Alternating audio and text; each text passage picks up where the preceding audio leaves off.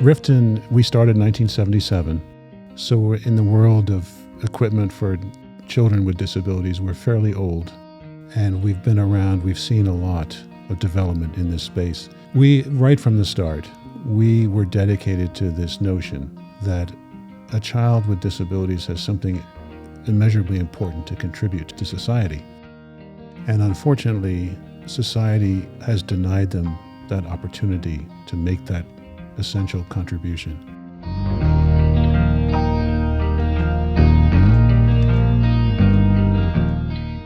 Welcome to A Place of Yes, a podcast about how I moved through my darkest hour.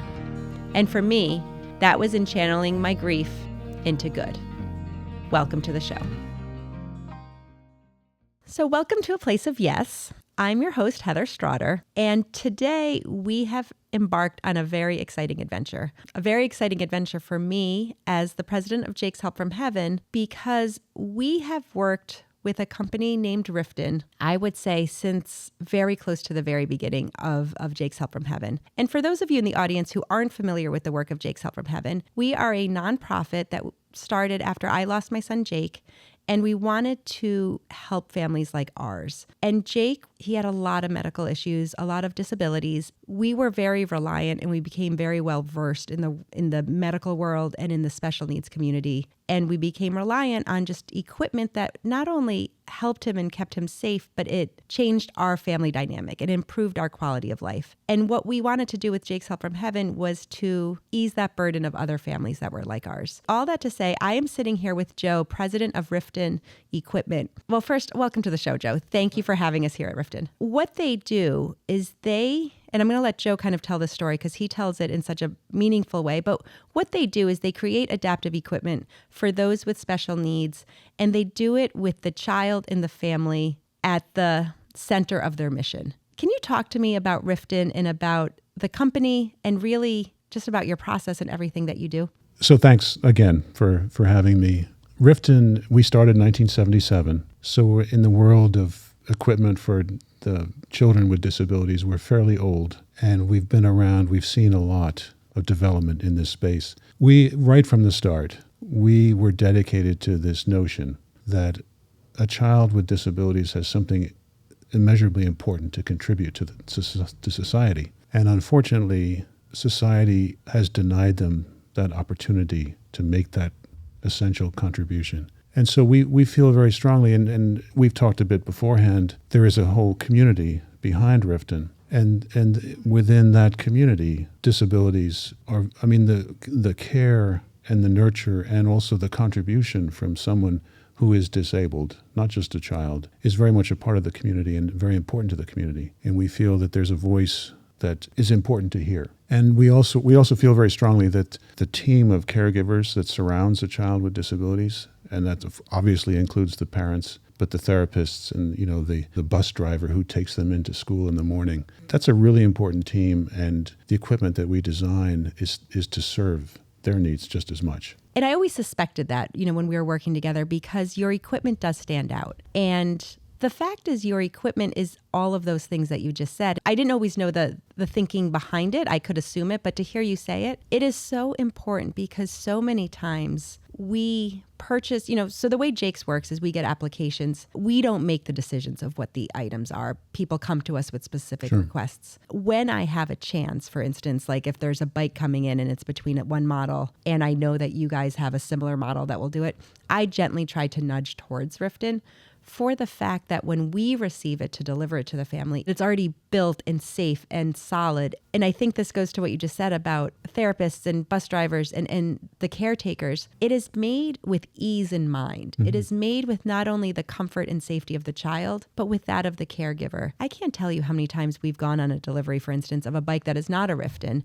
where we put the child in and, it needs an adjustment, right? So then we take the child out. And this isn't just, a typical 3 or 4 year old that is just getting annoyed by it. This is someone that often then you have to transport to another chair to be safe because they can't be alone. Each change could take 5, 6, 7 minutes, and it can happen multiple times. Your bikes, you can adjust with the child in them. It's easy, it's safe, it's all of these things. I feel like I'm an infomercial for you, but I truly am just it's so genuine because I'm so obsessed with your products. And I will add to that, first of all, really gratifying to hear that. It's nice to know that you're hitting the mark and you're meeting needs. But the other piece of it is we feel that a child with disabilities, and particularly a child who cannot articulate, they deserve the very best. And they often don't get it in our society today. Not only that, they may not get the best, but they may also have to wait far too long to get the equipment, the essential equipment that they need. And so we keep hearing these stories about waiting 8 months, 9 months, sometimes a whole year to get equipment that is really life-changing equipment. So that's the other thing we're dedicated to, that give them the best and give it to them now. And they can't make that contribution to society unless they have the equipment they need. The things. As I listen to you talk, and especially with that last piece, as Jake's mom, right, as someone who for his 4 years of life was so embedded in the advocacy and the fight, so to hear you speak is so rare from other people who have not been personally. So where do you get the passion for special needs? Is there a personal connection for you? I mean, like I said, there's a community behind Rifton.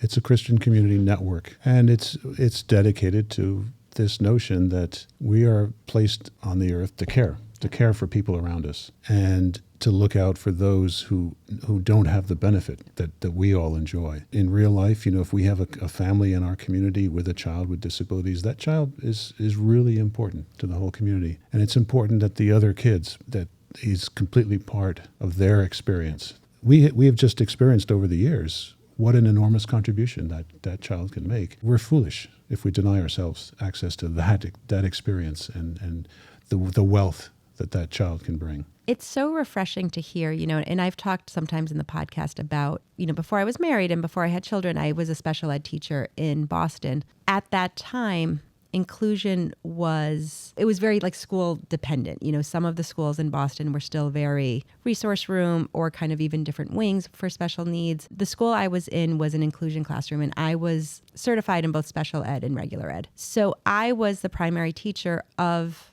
an inclusion classroom, and it had a variety of physical and academic needs. It had some gifted, as they would call them, and then, just the whole range of students. And I, back then, was such a fierce advocate before I had my Jake, before I have anything, because I, too, believe exactly what you said. And it's not just advocating and fighting for sort of what is right for that individual.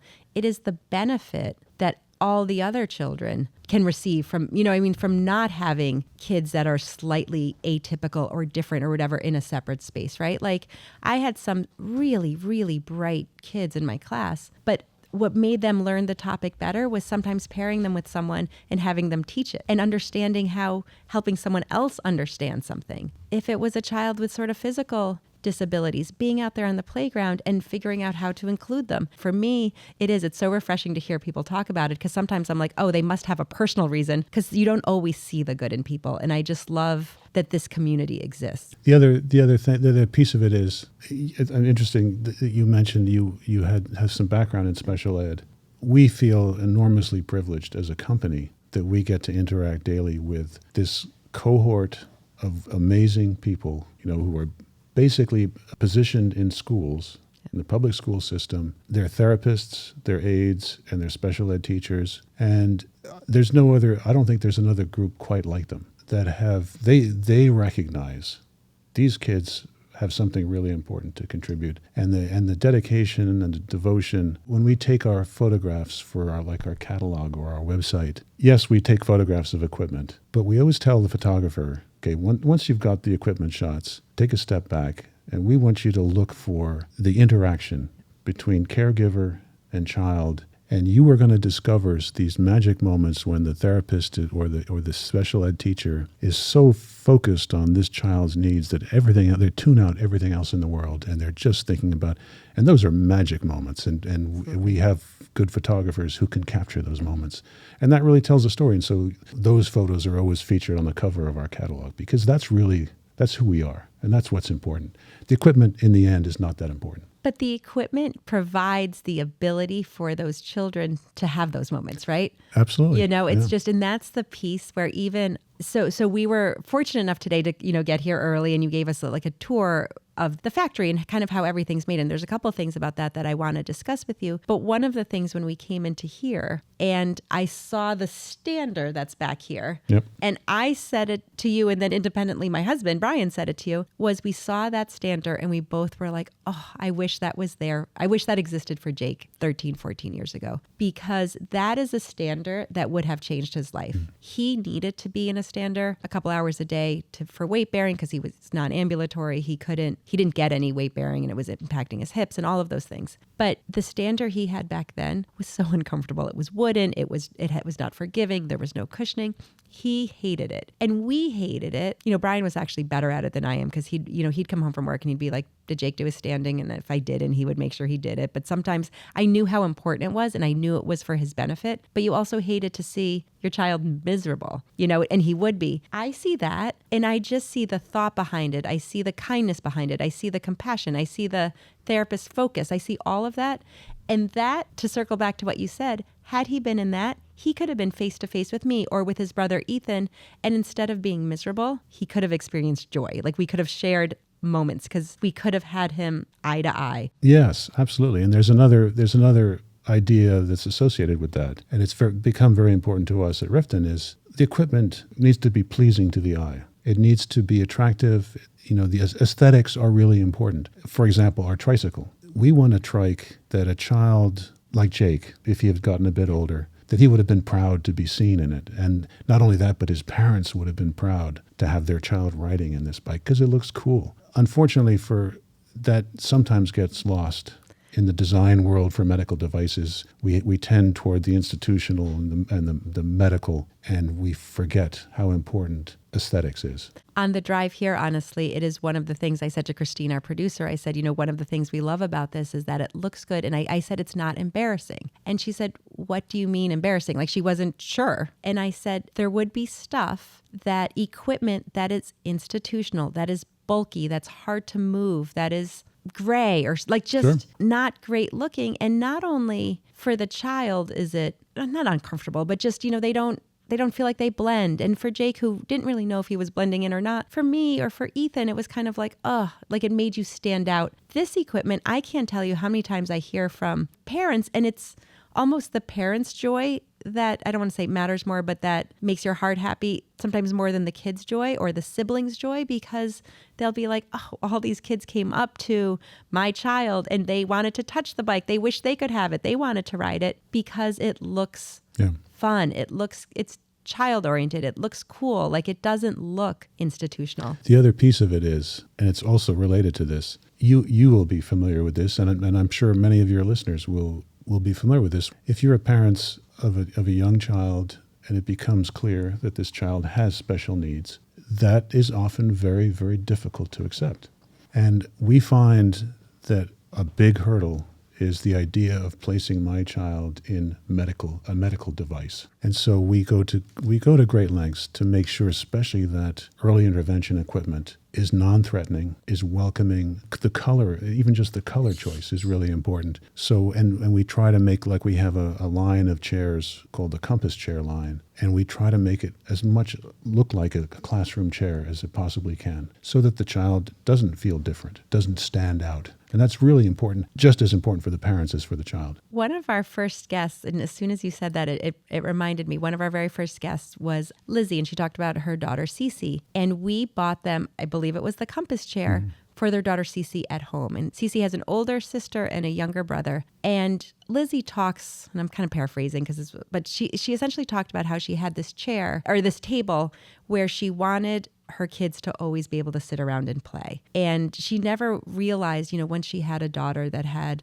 some special needs and different abilities, like it was kind of heartbreaking to see the table and chairs because all three of her kids could not sit there. And it just became the symbol of something that made her sad. And then when we brought her the chair, it fit at the table, and immediately Cece could sit with her younger brother and older sister at this table and have a craft moment or have a book, like just kind of have these moments. I mean, it was wonderful that Cece could then have that with it. But that moment was a gift to Lizzie, right? Like all of a sudden, and as parents and as just people, as humans, we always have these whether they're preconceived or these ideas of what we think our life will be. And oftentimes you grieve the life you sometimes thought you were going to have. That moment that had become such a difficult moment for her, that chair changed it because all of a sudden that chair allowed Cece to sit at this table. That's what makes this work that we do so rewarding. You get into areas like hygiene and toileting. Yep.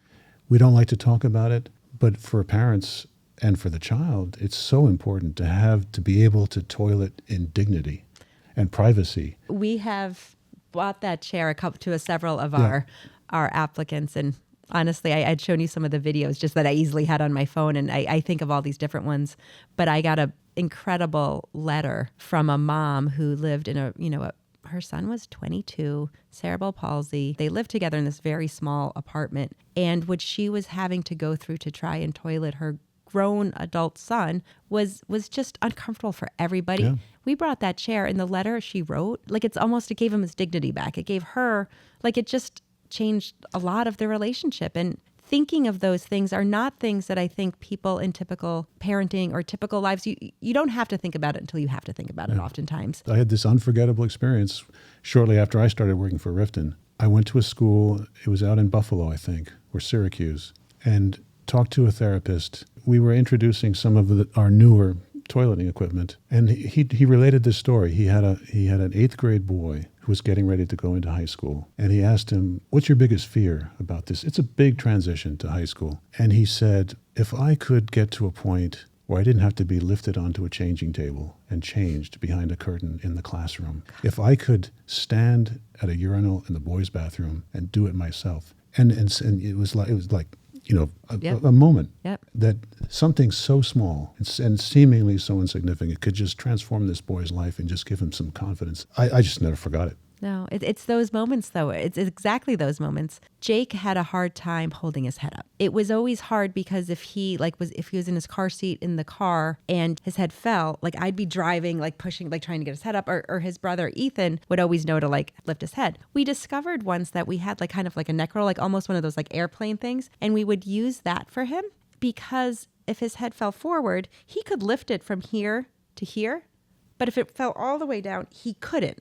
And it was the smallest thing, but once we started putting that around him, it was life-changing for him. Those are those moments, right, where they don't always have to be these big changes. The big equipment is fantastic because it does change your life, but sometimes just the small change. Absolutely. And we have this wonderful relationship with a nonprofit in Albany called the Center for Disability Services. Oh, we love Center for Disability. And they have a program called the MOVE program. Yes. What I love about the MOVE program is it's built around this idea that let's start with what does the child want to do? What are the goals that the child has?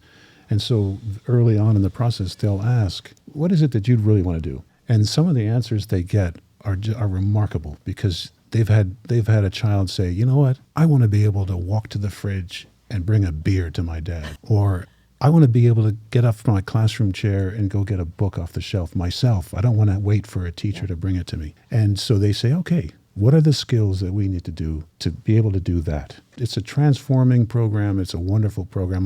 Wherever I go, I talk about it because it's so wonderful. It's amazing. What they do at the center is remarkable. Yeah. I mean, my CFO would shoot me if I said this, but so often you wish we could just give this stuff away because it's the reimbursements, the healthcare system doesn't favor the family with a child with disabilities, and we have to find ways to accelerate that whole process, and that's another area of concern for us that we are very active in is how can we address some of these deficiencies in the healthcare system that create these delays. It's one of the reasons, we do the work we do at Jake's was because, and it's only gotten worse and seemingly going to get worse with the broken kind of healthcare system, right? Where and you referenced earlier, the long waits. We have so many of our families who we approve something, in March, and I'm still following up in November, December for this equipment. And the cost, insurance is covering less and less. And then it's up to organizations like ours. But we can't always cover 100% of everything because then, we talk as a board all the time,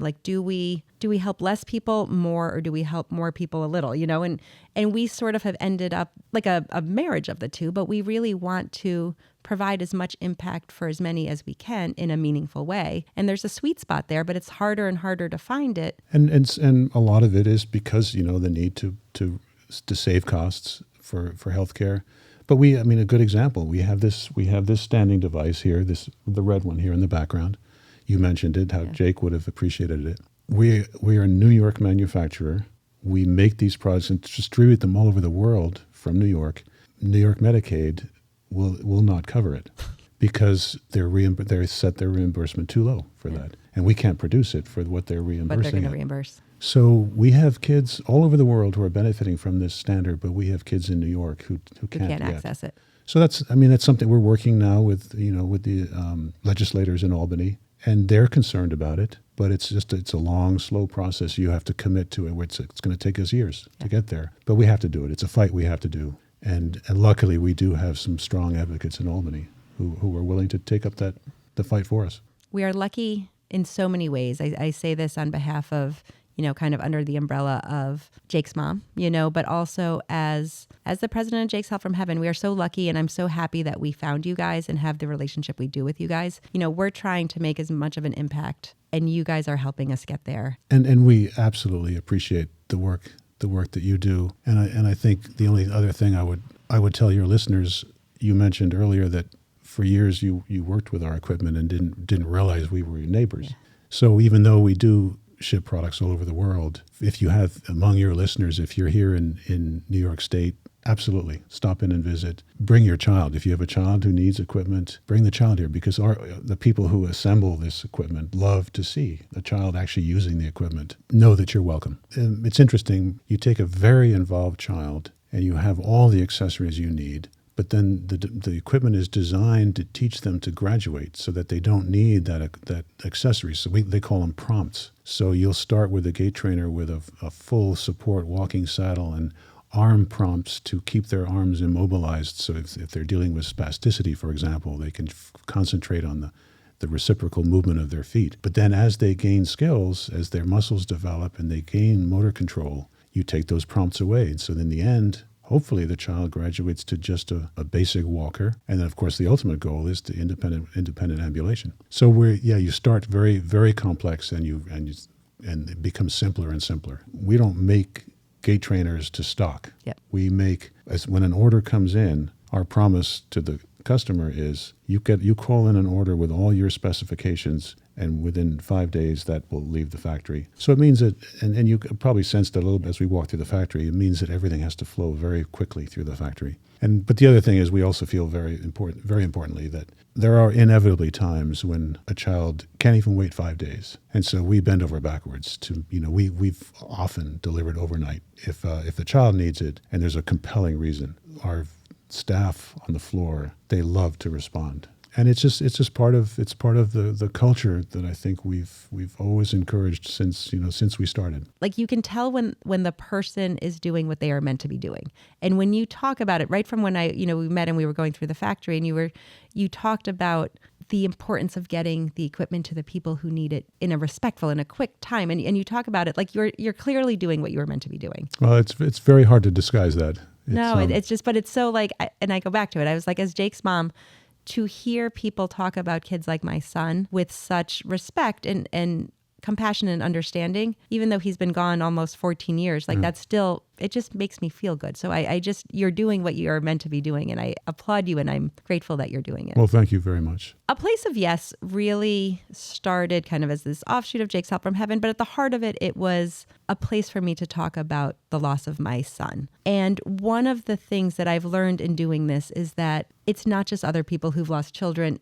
Grief is this. It's true. Grief is very universal, and everybody has a place in this journey. And one of the things we've talked about is sometimes grief is a traditional loss, like someone that you've lost that's important to you. Other times grief is grieving a life you thought you were going to live, or grieving on behalf of someone else. And I feel like all of us experience grief in some way, and sometimes that drives us to be who we are. Have you had a personal experience with grief that you think you bring to the table, or you bring to your work here at Rifton? Or well, living in close-knit community as we do, if one person grieves, the whole community grieves. And so we have such a wealth of experience of shared grief. And it's such an important part of who we are as a people that it's hard to know where to start, because what you describe is so important to us. I had a brother. He was 10 years younger than me. When I was 13, 14, he died of very rare cancer. And that has obviously stayed with me all my life, guides how I approach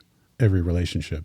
It was a very rapidly aggressive cancer. So he was diagnosed at the end of February and died in May, and just went through an enormous disfiguring and went through enormous pain, and just to also see the effect on my parents and the grieving that especially my mother went through, which lasted years until her death. It never left her. She became such a wonderful, vibrant, joyful person. But underneath all that was this incredible, harrowing experience that completely formed who she was. And I saw that even as a child. I could see that effect. And then, of course, it stayed with me my whole life. So absolutely, that guides who I am. It guides my approach to work and my approach to how I relate to other people within Rifton, but also people I meet. I think it's such a topic that for so long people did not talk about. Yeah. And I do think the more we talk about it, the more it kind of makes our world smaller a little bit, because a lot of us experience so much of the same. It's just better to experience it together than in isolation. And you touched on something when you talked about your mom, and you talked about, the grief that stayed with her until she died, right? Because it's a horrible, horrible loss. But you also described her as full of joy. And that is kind of one of, or has become, it's not always been, but it's sort of become one of my kind of pillars of how I want to live, right? That you can live with great grief and great loss, but you can live with great joy. And those two things can exist, and they should exist, and it's okay to have them both. It's so important. Yeah, it sounds like something that you have taken away from your mom too, because I think that it's that balance, right? Yeah. Well, I think the one final message or thought is that, it sounds trite, and it sounds even a little corny, but I just firmly believe that cohort that we talked about, especially the school-based PT or OT, or even the aide in the clinic, the aide in the children's hospital, I firmly believe there's a special place in heaven reserved. Thank you so much for allowing us to come here, to be a part of what you do here, and for sharing your stories. You can tell that whether it's Mark, I think of Jake, at the heart of what you do, and you are impacting lives. Thanks.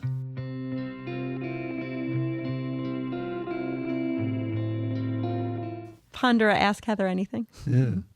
The question that always interests me, because I saw my parents go through shared grief, and what's the secret for allowing something like that to strengthen a marriage? As opposed to... It's an excellent question, because the norm is not that families stay together, and if they parents stay together, and if they do stay together, they often have a more tenuous relationship. Sure. I don't know what the secret sauce of ours was, but I do know that we try to support each other, and we still do try to support each other in the way that each other needs to be supported. And sometimes in the beginning, I think that was hard to navigate. What Brian needed wasn't necessarily what I needed. But then by just paying attention to each other and being there for each other and sort of figuring out what I need to do for him and what he needs to do for me, and they may look different, and it's okay. We very consciously kept Jake present in our life. Sometimes it was just routinely, habitually, cheersing to Jake at every meal. When he was ill, we couldn't do a ton of traveling. We did kind of a 3-hour radius, and we started traveling a little more. He passed away in December, and we took Ethan to Disney in March. But we did that with this idea that Jake was traveling with us, and he couldn't, when he was on Earth, he couldn't have come to Disney with us, but he could come with us in this sort of other way. I think all those ways didn't make us grieve in isolation. It allowed, we grieved together. It'll be 14 years, December 8th, that Jake will be gone, but we are leaving December 4th, and we're spending through the 10th in New York City, which is just a place we love. It's a place that we did bring Jake, kind of to along. Ethan and his girlfriend are meeting us for a couple of days, and we are leaning into and kind of saving space for knowing those are hard days and making room for it. But also using it as not just a sad time, as a time to sort of be proud of what we've done in his memory and think about who he is as a 17-year-old, no longer as a 4-year-old. And it was a long-winded answer, but... That's beautiful. I appreciate that. Thank you. Thank you so much, Joe, for being on the show. I appreciate it. Well, thanks very much for having me. Thank you for listening to A Place of Yes. Please Please follow us wherever you listen to your podcasts. If you really like this episode, please share it with a friend. It would make a world of difference if we could just reach more people and share the work that we do and the stories we want to tell.